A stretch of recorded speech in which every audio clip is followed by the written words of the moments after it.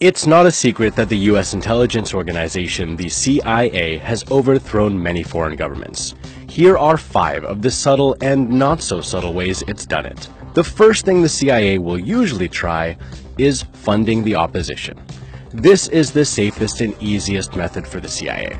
It can be as simple as giving money to opposition groups or as complicated as supporting a military coup. And it happened in South Vietnam in 1963. Similar instances happened in Brazil and Guatemala. Declassified documents show how the CIA supported the coup plotters, namely Vietnamese generals, to oust the country's leader, Ngo Dinh Diem. Number 2. Assassination.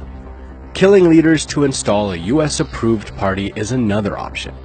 The CIA continuously tried to assassinate the democratically elected leader of the Congo, Patrice Lumumba. They succeeded in 1961. But public support for Lumumba was so high that they couldn't put his opponent in power. What followed was 4 years of political chaos. 3. Destroying the economy, or economic assassination. By using overt and covert means to destroy the target country's financial system, like embargoes, the US can force a political party to crumble. This strategy was used against Chile in the 1970s. After Salvador Allende's unyielding policy of nationalizing the country's major industries continued, much to the disapproval of the US government, President Richard Nixon told the CIA to, quote, make the economy scream. The agency also worked with 3 Chilean groups which planned a coup against Allende. The US constantly worked to undermine the Chilean economy until General Augusto Pinochet replaced Allende in a military coup in 1973. Number 4. Media takeover.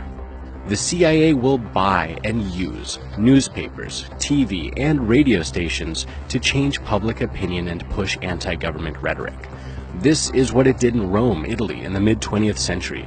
The CIA bought and owned 40% of the Rome Daily America, initially to keep it from falling into communist control. But a former CIA official later said, quote, it's easier to buy a reporter, which we've done, than to buy a newspaper. And the agency has kept many American and foreign journalists on its payroll. Number 5. Creating chaos.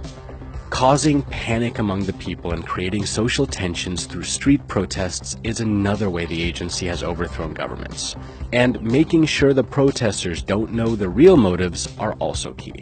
The fact that Iran's democratically elected leader Mohammad Mossadegh nationalized an Iranian oil industry previously operated by British companies was not very welcome by the US and the UK. The 2 countries instigated a coup to overthrow him in 1953, mainly through the efforts of the CIA. To throw Mossadegh out, millions of dollars were channeled into Tehran to buy off his supporters and finance street protests. The result? Mossadegh ended up living the rest of his life under house arrest.